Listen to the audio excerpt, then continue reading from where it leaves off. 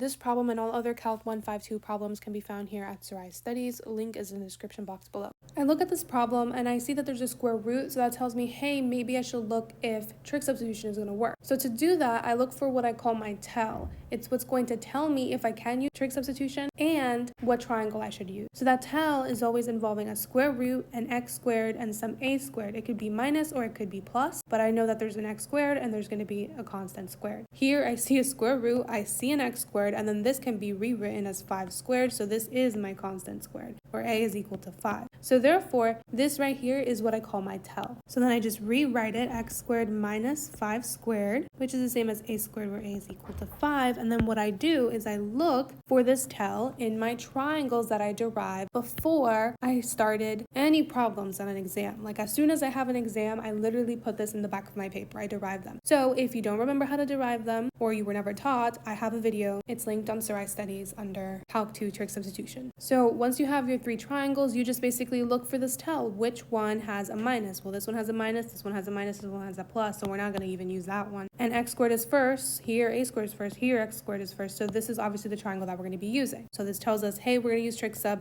and which triangle we're going to be using. So once I know I'm going to do trig substitution, I split my paper to keep things organized. So the goal of TrigSub is to put everything in terms of theta. Just like in U substitution we had cup, we put everything in terms of U. Now we have like cop. I guess you can think of it as cop, where we put everything in terms of theta. And then we plug in theta at the end. We don't leave our answers in terms of theta, just like we don't leave our answers in terms of U. We put it back into the original variable. In this case, it will be x. So I always start by putting this in terms of theta, my tell. So I say a is equal to 5 over here, and then I don't use the actual numbers because less numbers the better. So the trick is whatever you want to find in terms of theta, put it at the top. Always divide by a. Then ask yourself, blank of theta is going to give me that. Well, what is that in terms of my triangle? Well, then this is where you go to your triangle and you label your sides. So opposite of the angle is, well, opposite. Opposite of the right angle is always hypotenuse, and then whatever's left is your adjacent. So then this is my opposite in my triangle, and this is my adjacent in my triangle. So I'm really asking, blank of theta is going to give me O over A. Well, then that's where your SOHCAHTOA comes in. O over A is tangent. So tangent of theta is going to give me O over A. Now, this is all fine and everything, but I want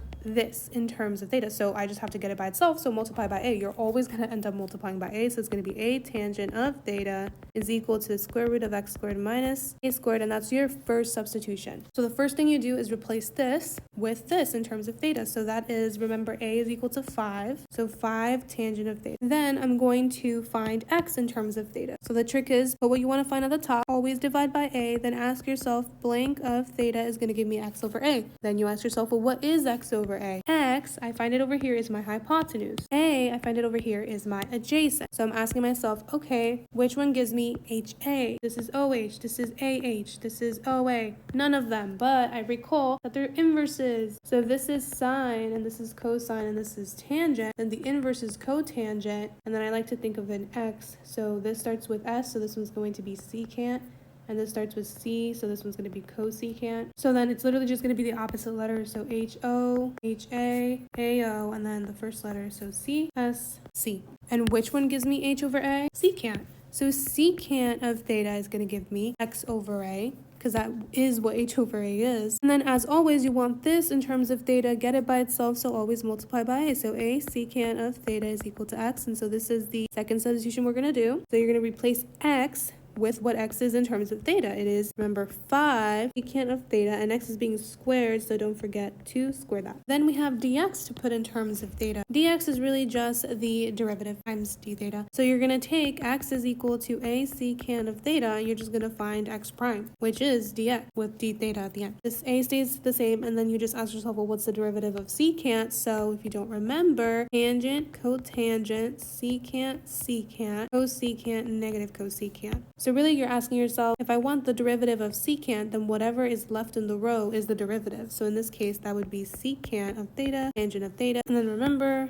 d theta. Do not forget the d theta. So that's my dx. This is another substitution. So dx is replaced with 5 secant theta tangent theta, d theta, and I'll put it right there. And finally, we have two little sneaky things that we also have to put in terms of theta, because right now these are in terms of x. So x is equal to 1, x is equal to square root 2. We need to put them in terms of theta. So what I do here is find what the theta equivalents are. Just like in u substitution, when we have a definite integral, we want to find what the u equivalents are. Well, to do that, we need a formula for theta. Go ahead and do that. So find theta. You always just take your x equation. X is equal to a secant theta, and then you solve for theta. So you divide both sides by a to get rid of that a, and then you have secant of theta is equal to x over a, and then take the inverse of secant, right? So that's just going to end up being arc secant, and when you take the inverse, this goes in here. These things switch. So x over a is equal to theta. Look at how beautiful that is. So now we can use that equation here. This is arc secant of x square root 2 over a, which we defined up here is 5. And this is arc